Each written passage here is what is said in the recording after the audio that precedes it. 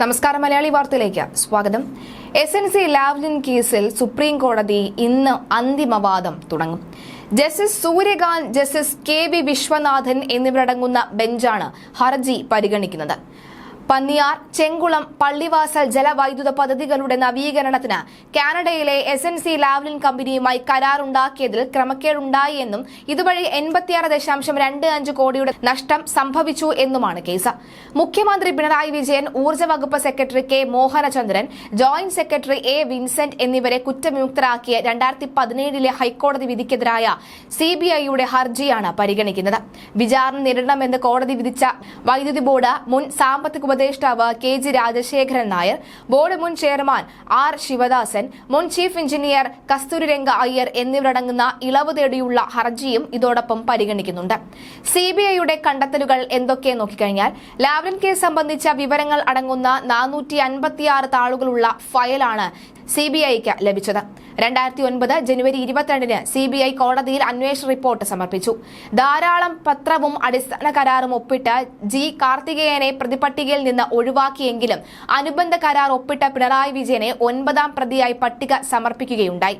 കേസിൽ 11 പ്രതികൾ ഉണ്ട് എന്നാണ് CBIയുടെ കണ്ടെത്തൽ.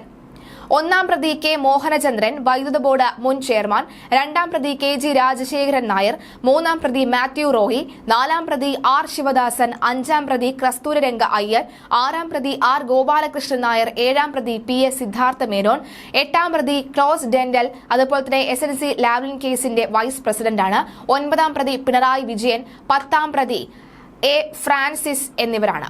11ാം പ്രതിയിലേക്ക് വരികയാണെങ്കിൽ അത് SNC ലാവ്ലിൻ കമ്പനി തന്നെയാണ്. എന്നാൽ പിന്നീട് നടന്ന അന്വേഷണത്തിൽ പിണറായി വിജയനും G കാർത്തികേയനും ലാവ്ലിൻ കരാറിലൂടെ സാമ്പത്തിക ലാഭം ഉണ്ടാക്കിയിട്ടില്ല എന്നാണ് CBI കോടതിയെ അറിയിക്കാൻ ഉണ്ടായത്. നവംബർ 5 ഏറെ വിവാദമുയർത്തിയ SNC ലാവ്ലിൻ കേസിൽ CPM സംസ്ഥാന സെക്രട്ടറി പിണറായി വിജയനെ CBI പ്രത്യേക കോടതി പ്രതിപട്ടികയിൽ നിന്ന് ഒഴിവാക്കുകയും ചെയ്തു. പിണറായി അടക്കമുള്ളവർ നൽകിയ വിടുതൽ ഹർജി അംഗീകരിച്ച കോടതി മറ്റ് 6 പ്രതികളെയും കേസിൽ നിന്ന് ഒഴിവാക്കി. 2013 നവംബർ 6 SNC ലാവ്ലിൻ കേസിൽ CPM സെക്രട്ടറി പിണറായി വിജയൻ ഉൾപ്പെടെ 7 പ്രതികളെ കുറ്റവിമുക്തരാക്കിയ CBI കോടതി ഉത്തരവ് ചോദ്യം ചെയ്ത ക്രൈം എഡിറ്റർ TP നന്ദകുമാർ ഹൈക്കോടതിയിൽ ഹർജി നൽകിയത്. 2014 ഫെബ്രുവരി 6 ലാവ്ലിൻ കേസ് പരിഗണിക്കുന്നതിൽ നിന്ന് 4ാം ജഡ്ജിയായ ജസ്റ്റിസ് NK ബാലകൃഷ്ണനും പിന്മാറിയതിനെ തുടർന്ന് ചീഫ് ജസ്റ്റിസിന്റെ നിർദ്ദേശപ്രകാരം കേസ് ജസ്റ്റിസ് K രാമകൃഷ്ണന്റെ ബെഞ്ചിലേക്ക് മാറ്റി.